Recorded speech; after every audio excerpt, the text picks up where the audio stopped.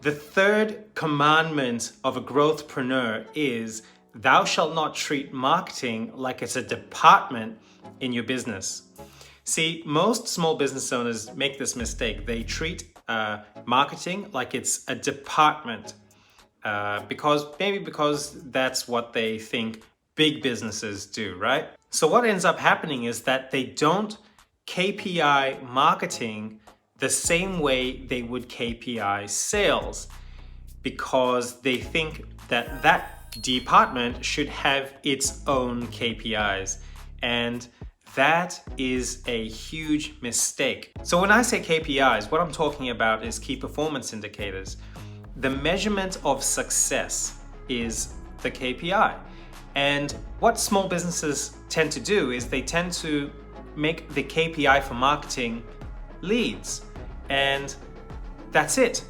It's just leads. So it doesn't matter if it's good leads or bad leads or leads that were bought from a crappy database or something like that.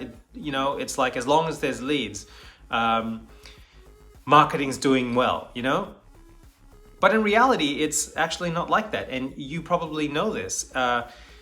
People downloading things on your website and putting in contact details. I mean, it could be Russian spam bots. It could be any number of things, right?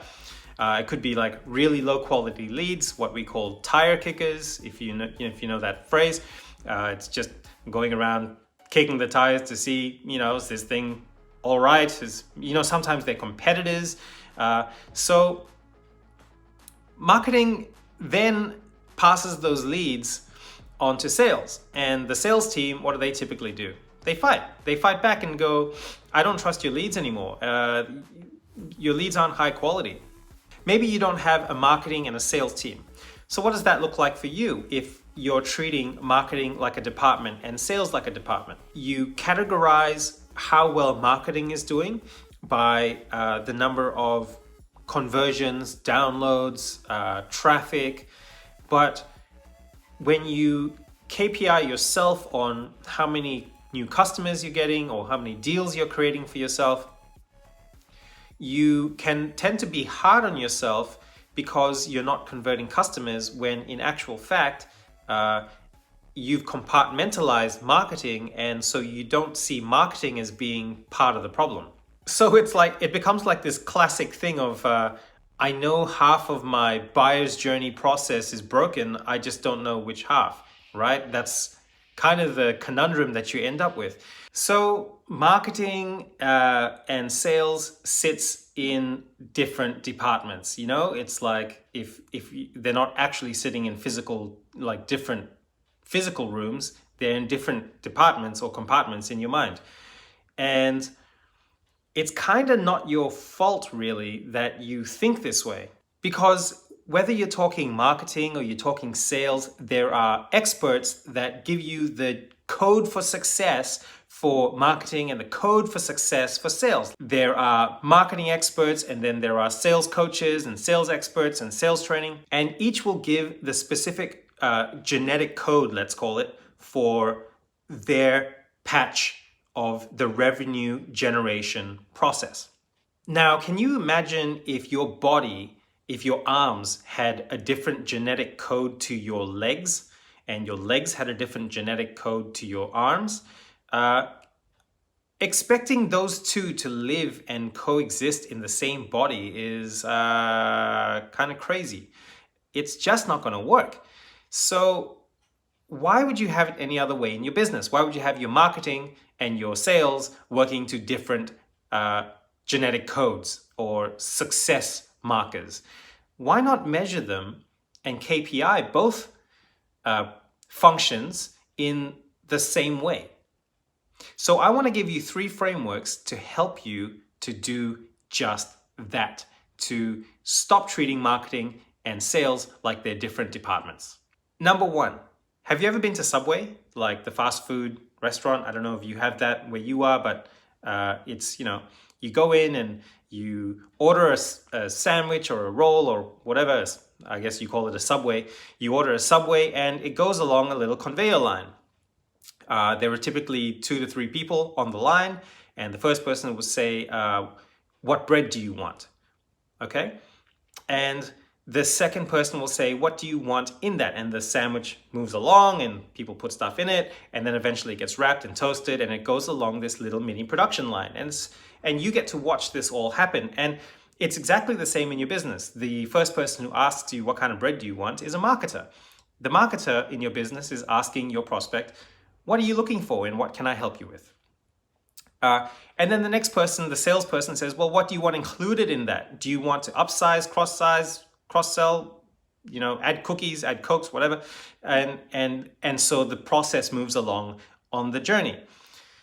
So at the end of the day, whether you're offering the customer what bread they want or stuffing the bread with filling, those two people are paid the same thing. They're paid money. It's not like one person gets incentivized for bread and the other person gets incentivized for stuffing.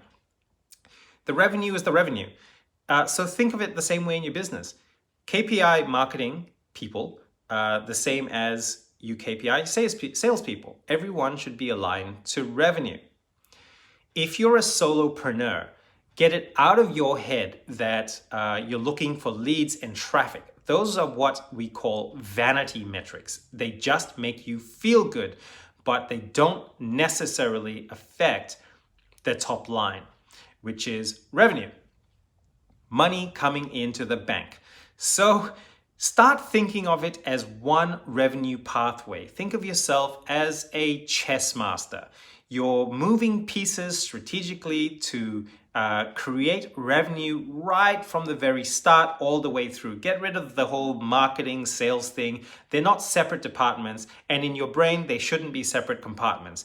They are all revenue generating activities, and the way to measure both of them is to measure how much revenue comes from either of them. So, for example, traffic from a certain source might create more revenue than traffic from another source. Therefore, go with the one that generates more revenue. Now we've talked about the Subway sandwiches, thinking about it as all one process. They're one team, one dream. And the second thing is that we want to align both to revenue, because at the end of the day, they are both revenue generating activities. And the third thing that you want to consider is to calculate your customer lifetime value and bonus rewards for customers that last and stick around a very long time. That means you're not just trying to generate revenue off the first sale or off the first transaction, but you're trying to get customers that are high quality, that stick around and keep coming back again and again and again and again, okay? And I use the word customers, but for you, you might use the word clients, but it's the same thing. Customer lifetime value is how much that person will spend from the first transaction through to the average length of them sticking around in your business. I would aim for minimum 12 months. A good average is 3 years. Obviously, it depends on your kind of business, but work out the customer lifetime value. So if each transaction is $500, then you would do, if it's a 12-month average lifetime, then you would do 500 times 12, and that is the customer lifetime value. So then you start looking at what marketing activities, what sales activities produces the longest, the most valuable customer lifetime value. So you're not just aligning around revenue, but you're also rewarding around customer lifetime value. If you're a solopreneur, start thinking of customer lifetime value. Your service will go up, your sales will go up, your standard of marketing will go up, and you'll be much more satisfied when quarterly bonuses come around. And you should pay yourself quarterly bonuses, by the way. If you're not paying yourself bonuses, I really recommend a book called Profit First by Mike Michalowicz. You can just search for Motorbike Mike. Pay yourself bonuses, especially pay yourself well if you've generated long-term customer lifetime value.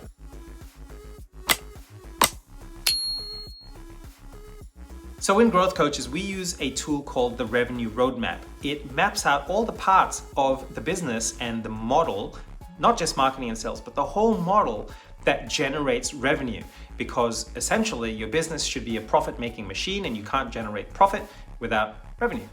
So we use this tool called the Revenue Roadmap. If you want to get your hands on it, or if you want to see the rest of these 10 Commandment videos with me, just click the link below. This is Justin Thanks signing out.